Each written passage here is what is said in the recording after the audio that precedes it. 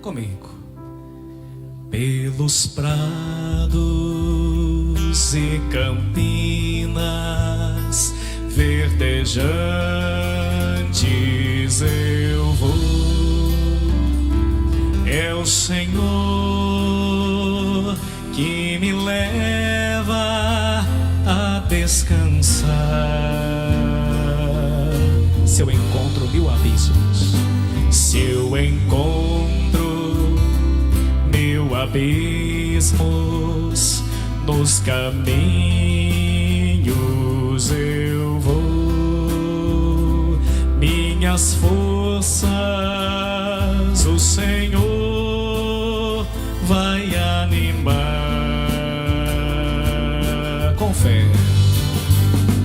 Tu és, Senhor,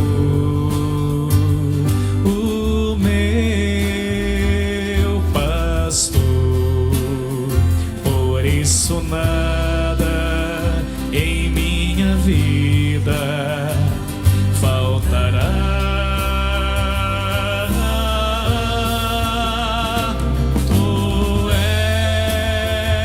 Senhor, o meu pastor, por isso nada em minha vida faltará, nada faltará. Muito bom. Queridos filhos e filhas da igreja, Santo Agostinho, que é um doutor da Santa Igreja do século V, ele tomou o pulso da sua época e da nossa, quando ele, na sua obra máxima, grande obra chamada Confissões, lá pelo capítulo 4, e quem não leu Confissões de Agostinho, por favor, antes de partir desse mundo, leia, né?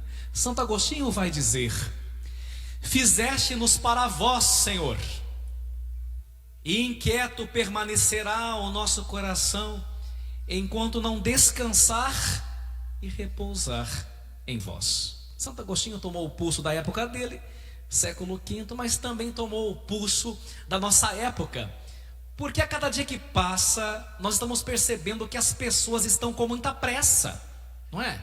Andando de carro e com uma pressa impressionante. Em pleno domingo, está vindo a missa que é para visitar, né, o familiar, né? Dia de descansar, a turma não pode esperar um segundo, não é verdade? Para onde será que nós estamos indo com tanta pressa? A sensação que se dá é que as pessoas vão de um lado para o outro, sem saber para onde vão. É um frenesi, é uma agitação, não é verdade?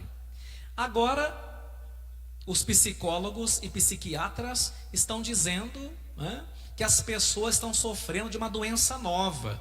Acho que a maioria de vocês já ouviu falar. O termo, para variar, é em inglês. Quase tudo hoje é em inglês, né? Burnout. Já ouviram falar do burnout, né? É interessante que o verbo to burn em inglês significa queimar, né? E aí tem um sufixo out. Então, burnout ao pé da letra, uma pessoa que se desgastou, é uma pessoa que se exauriu, uma pessoa que está além do limite. Parece uma vela que já se acabou, só sobrou um pavio, não tem mais nada para oferecer. Está todo mundo desgastado, todo mundo com muita pressa, todo mundo cansado. Por quê?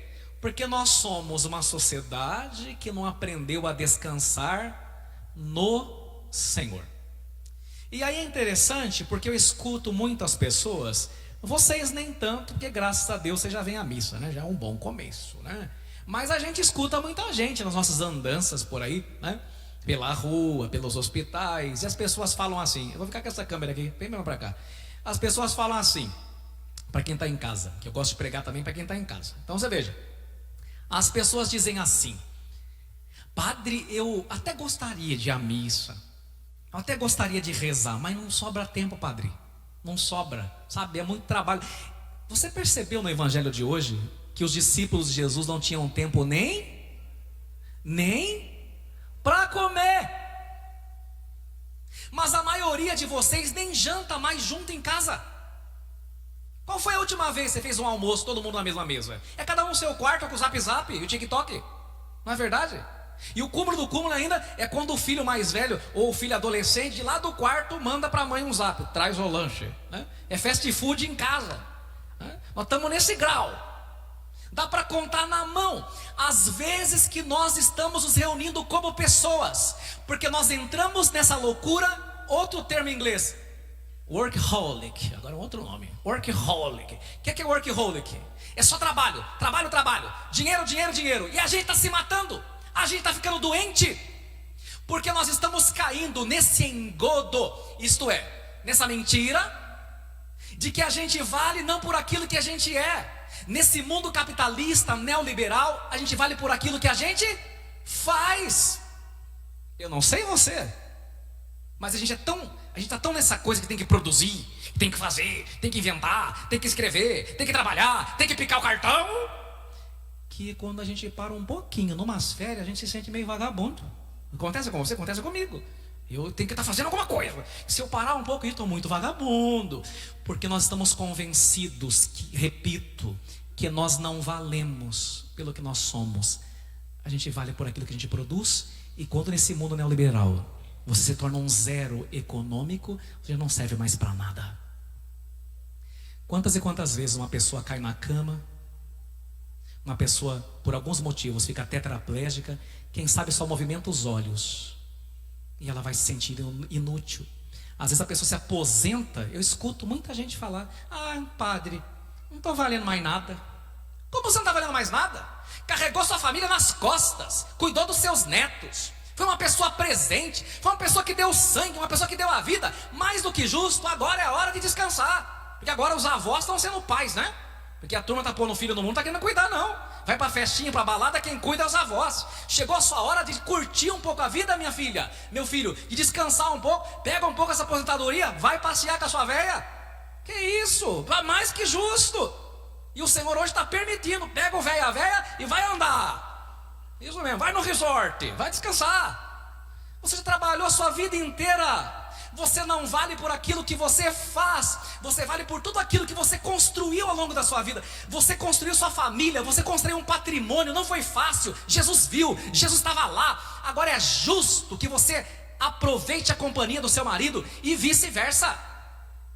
Agora a pessoa começou a ficar esquecida, Alzheimer da vida, não é? Começou, é verdade, começou a ter fraqueza nas pernas. Ela olha pra gente e fala assim, parece brincadeira, mas não é: padre, tô me sentindo um trapo. Você nunca será um trapo, porque você não é coisa.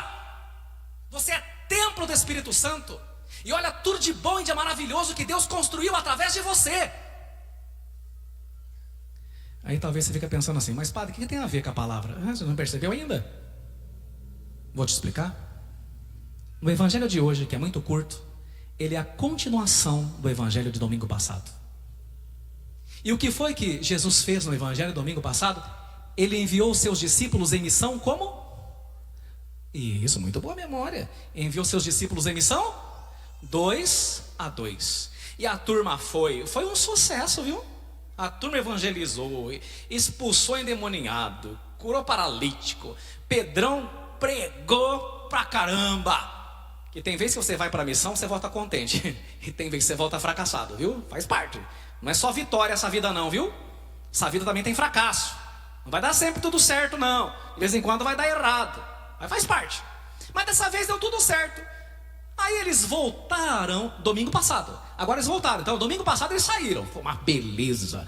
Agora eles voltaram para contar para Jesus. Dá uma olhadinha. É bom estudar a palavra. Vamos dar uma olhadinha. Eu não tenho aqui. A minha está aqui. Cadê? Olha lá. Vamos ver, pega aí seu evangelho. O que está dizendo aí no começo? Eu vou começar. Vamos lá, Ana. Ó. Naquele tempo, os apóstolos reuniram-se com Jesus. Agora vocês.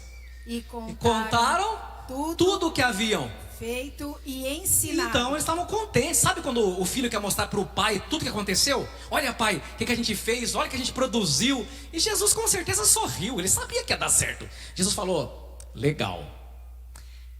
Só que agora, o que eles estão pensando? A gente reinou, a gente fez, a gente aconteceu, né? Agora vamos para a próxima. E aí, Jesus, qual que é a próxima atividade? O que nós vamos fazer agora? Estou pronto. Jesus, vamos todos descansar. E a gente acha muitas vezes que descansar é falta de tempo. Perder tempo é preguiça, é perder o nosso tempo, porque time is money, tempo é dinheiro. E Jesus fala assim: agora vocês vão sozinhos comigo. O que Jesus quis dizer para eles? Que legal, vocês fizeram um monte de coisa, parabéns, mas eu não amo vocês por aquilo que vocês fazem. Eu amo vocês por aquilo que vocês são para mim, por aquilo que vocês significam para mim. Antes de vocês fazerem, é preciso que vocês aprendam a ser, porque o mundo coloca hoje o fazer acima do ser. Então Jesus diz: vamos agora sozinhos, só nós, descansar um pouquinho, porque o descanso também faz parte do processo. Essa semana eu fiquei extasiado, para variar, né? Que não tem como não ficar extasiado contemplando as maravilhas de Deus, ao ver uma ave que é considerada a maior ave voadora de rapina do mundo. Só que depois não use informação distorcida. Eu não disse que é a maior ave do mundo, porque é outra. Agora eu não lembro o nome. É uma coisa, Causes, a maior do mundo. Não lembro agora. Eu disse que é a maior ave voadora de rapina do mundo.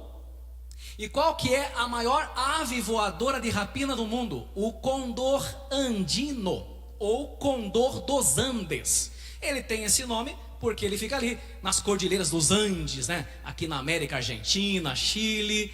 O condor dos Andes é uma obra de Deus, para variar, excelsa, maravilhosa. Vamos botar lá em casa e aqui nas telas nossas a primeira imagem do condor andino. Olha que bonito, olha. Tá vendo? Parece um avião, né? Aliás, nossos aviões foram inspirados nas aves, né? Para variar, a gente não cria nada, a gente só copia. Esse é o condor andino. Quem quiser enxergar, tem televisões próximas e tem uma grande aqui. E lá na Casa dos Fiéis está aparecendo ao vivo lá também. Caso você não tenha ideia do tamanho do condor andino, vamos ver a segunda imagem. Tá vendo o homem ali? Já pensou eu? Né? Eu ia ser um dos 7 anões da Branca de Neve, né? O dengoso no meu caso, né? Tudo bem. Então, o bicho é grande, né? O bicho é grande. Vamos mostrar ele no infinito, né? No azul infinito. Ai, coisa mais linda, né? É bonito demais. Como Deus é perfeito, né? Gente, esse bicho aí, ele pesa mais de 15 quilos. E as asas dele abertas dão 3 metros de envergadura. 3 metros. Aí você fala assim: tá bom, legal, o padre falou que eu tenho que parar um pouquinho, descansar um pouquinho, legal. Eu não valho por aquilo que eu faço, mas por aquilo que eu sou. E agora ele me mostra um pássaro. Vamos explicar? Acontece que o condor andino, ou condor dos Andes, ele voa 5 horas sem bater as asas. Num trajeto de 160 quilômetros de distância, que é mais daqui do que São Paulo, Sorocaba a São Paulo, que dá 160 quilômetros, ele bate as asas, atenção, 1,3% só. São 5 horas planando entre as correntes de ar. O que o condor nos ensina? Atenção, porque ele se entrega ao vento, ele plana. Pode voltar a imagem para cá. Os outros pássaros não. Por exemplo, o colibri, o beija-flor. Já percebeu que o beija-flor está todo o tempo batendo as asas, não sei quantas vezes por segundo, e sempre sugando o néctar de uma flor. Por que ele tem que se alimentando o tempo todo? Porque ele bate muitas asas, consome muita energia. Então, durante todo o tempo, ele tem que estar se alimentando. Sempre que você vê um beija-flor, ele está se alimentando, porque ele precisa de energia, porque ele consome muita energia. Agora, esse pássaro e outros são pássaros que não brigam com o vento. Eles voam a favor do vento. Tem 2 formas de viver nessa vida. Ou você vive por sua própria conta, não santifica o dia do Senhor domingo, não reza e faz tudo com suas próprias forças, e você vai sentir que dá murro em ponta de faca, porque o seu dia não rende, seu dinheiro não rende, o dinheiro vai pro ralo, E você está sempre estressado. Você vai dormir e vai acordar mais cansado ainda. Porque você luta contra o vento. Ou você vive a favor do vento do Espírito, cultiva a espiritualidade, entende que rezar não é perder tempo, mas ganhar tempo. Porque quem não dá tempo para o dono do tempo vai viver sem tempo. Você que fala que só tem tempo para trabalhar e que não tem tempo, pois eu sei para você, você nunca vai ter tempo. Porque o Senhor do tempo é Deus. E quem não dá tempo para o dono do tempo vai viver sempre sem tempo. Você consegue planar com o Senhor. Enquanto os outros estão se matando, você percebe com você as coisas fluem. Porque você colocou Cristo, o bom pastor, em primeiro lugar. Você santifica o dia do Senhor. Você entende que a missa é uma pausa restauradora na nossa caminhada rumo ao céu. E que a vida também é feita de pausas e não só de movimento o tempo todo. Amém? Amém. Agora eu vou fazer uma breve análise com vocês, bem breve, sobre o salmo de hoje, que alguns chamam de Salmo 22, outros Salmo 23, porque depende se o salmo da sua Bíblia foi traduzido do hebraico ou do grego. Por isso que dá diferença de numeração, mas 22 ou 23 é o mesmo. O que nós dizemos no Salmo 22 ou 23? Comigo, o Senhor é o meu pastor. Não, de novo. O Senhor é meu pastor. Isso, em outra tradução para a língua portuguesa, o Senhor é meu pastor e não me falta coisa alguma. Acontece que no original, em hebraico, não está escrito isso. O padre está dizendo que a tradução está errada. Não estou dizendo isso, está correta. Só que do jeito original é mais profundo. No original está escrito assim: o Senhor, meu pastor, não me faltará. Não falou das coisas. Até porque não sejamos ingênuos. O Senhor é meu pastor, então eu vou ter tudo o que eu quero. Verdade? Claro que não. Você pede um monte de bobagem para Deus. Mas se Deus der as bobagens que você pede, está lascado, né? Ainda bem que Ele falou não para um monte de coisa que eu pedi, graças a Deus. Te pede bobagem. Então, veja, o Senhor meu pastor não me faltará significa que quando tudo e todos derem no pé, como todos deram no pé na cruz, o Senhor estará comigo. Quem não me faltará é quem? O Senhor, meu Deus. Aí, agora ficou claro. E se Ele não me faltar, nada me faltará. Porque tudo que eu preciso nessa vida não é de coisas nem pessoas, é de Deus. E tendo Deus, eu acabo tendo tudo. Você nunca pensou lá no Antigo Testamento em Jó? O Satanás pensou que ia tirar tudo de Jó, não foi? Só que o Satanás não entendeu que o tudo de Jó não eram as coisas. O tudo de Jó era Deus. Tanto é que ele tira as coisas de Jó, mas depois Deus devolve. Porque se você colocar o Senhor em primeiro lugar como seu pastor, você não perde as coisas. É Ele que você precisa ter. Essa semana eu estive visitando várias pessoas, né? E algumas de famílias abastadas por causa de doença, né? Fui na casa por causa de doença. E umas casas chique, uma turma chique, casa bonita, mas não tinha paz. A esposa bufando, o marido revirando os olhos, já pensando no divórcio, né? A criançada chorando. Eu falei, eles têm, aos olhos dos homens aqui, eles têm tudo, mas na verdade não tem nada, porque falta Deus, entende? Então o Senhor, meu pastor, não me faltará. Quando Ele não me falta, as coisas são secundárias, são colocadas no seu devido lugar. É Deus quem não pode faltar na sua vida. O resto, a gente dá jeito. Por isso que o salmista vai dizer assim, olha: coloca no Senhor tuas delícias e Ele te dará o que pedir teu coração. Ó, isso é sério, hein? Coloca no Senhor tuas delícias e Ele te dará o que pedir teu coração. Então veja, enquanto o Senhor não for tua delícia, for homem, for mulher, for cargo, for viagem, não sei o que é a sua delícia, nunca você vai ter um coração quieto, descansado e satisfeito. Porque é quando você coloca o Senhor como tuas delícias que Ele te dá aquilo que pedir o teu coração. Então, o Senhor meu pastor não me faltará. Agora veja Aí o salmista Davi diz assim, vamos falar com o padre para a gente rezar junto, comigo. Pelos prados e campinas verdejantes, pelos prados e campinas verdejantes, Ele me leva a descansar. Ele me leva a descansar. O que muita gente não sabe é que lá em Israel, e Deus me deu a graça de ver onde as ovelhas são conduzidas, né? Fiquei chocado por sinal, né? Lá em Israel, para você chegar aos prados e campinas verdejantes, você precisa antes atravessar o deserto da Palestina, e não é brincadeira. Então veja, para chegar nos prados e campinas verdejantes, eu tenho que enfrentar e não reclamar e viver bem os meus desertos. Você que alcançou uma coisa difícil na sua vida, seja o seu casamento, a profissão que você está hoje, o negócio que você tem hoje, veio fácil, sim ou não? Mas é claro que não, porque aquilo que vem fácil, vai fácil. O caminho da facilidade não é o caminho da felicidade. Então, se você hoje chegou num prado e campina verdejante, aleluia, você chegou porque primeiro você teve que enfrentar bem os teus desertos. Não é digno do oásis quem não enfrenta bem os seus desertos. Eu que sou padre, né? Para eu ser padre, foram quase 10 anos de seminário, engolindo um monte de sapo. Senão eu não estaria aqui.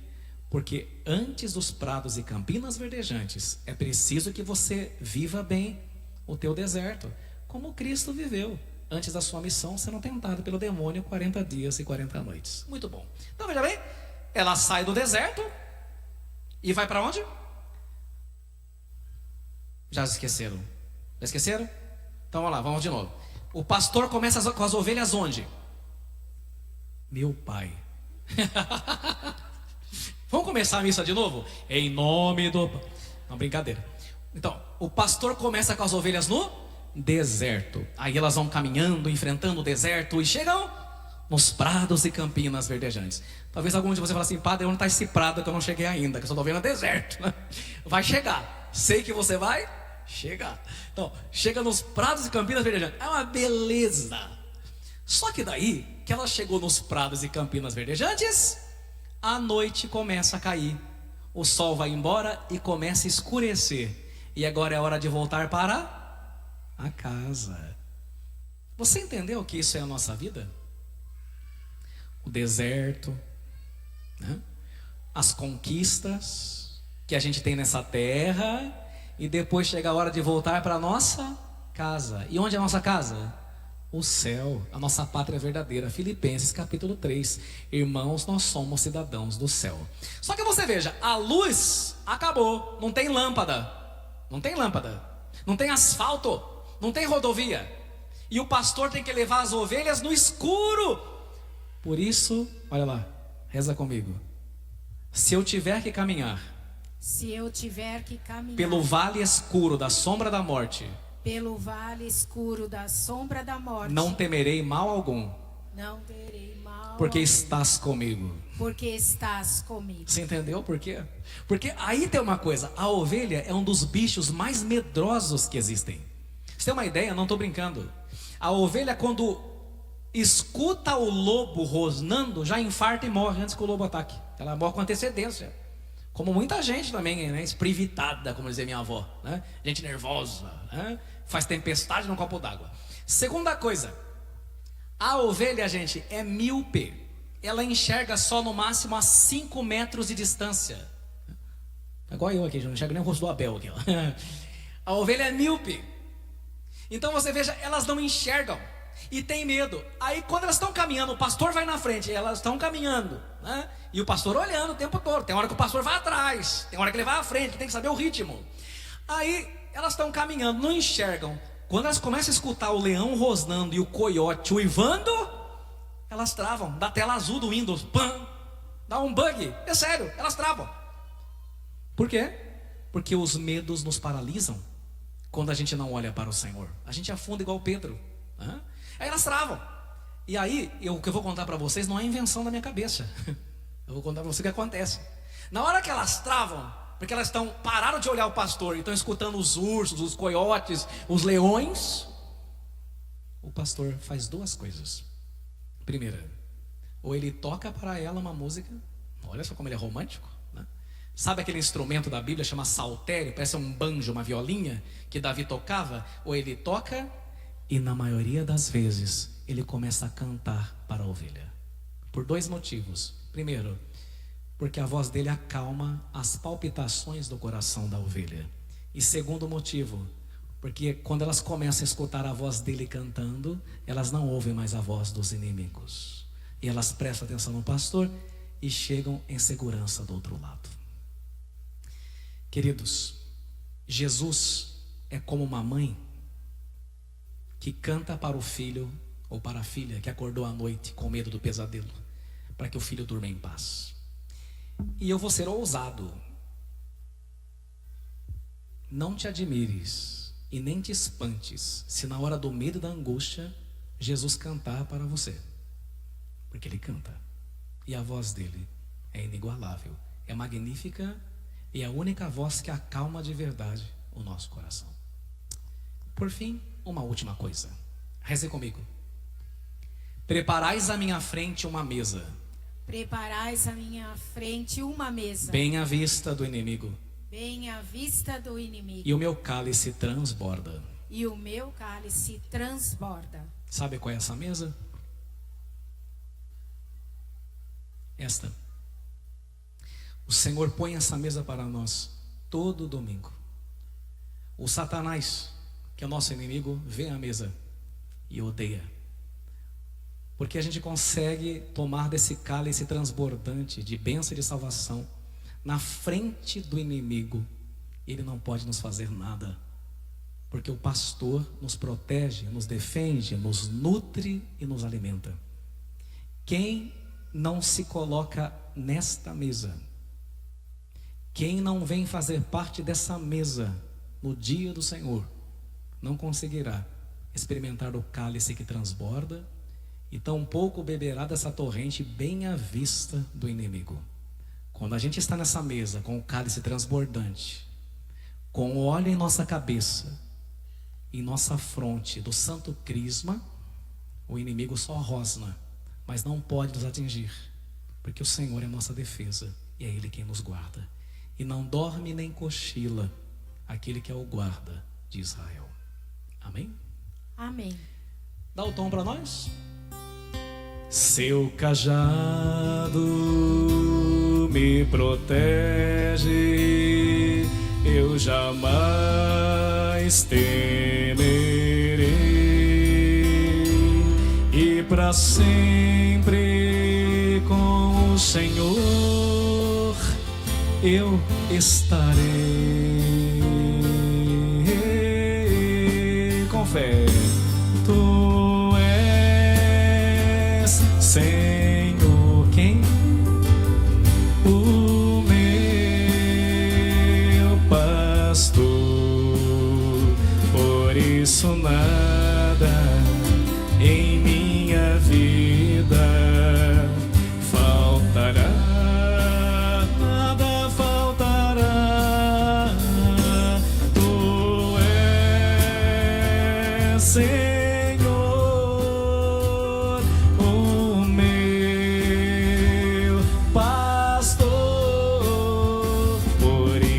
nada em minha vida faltará, nada faltará.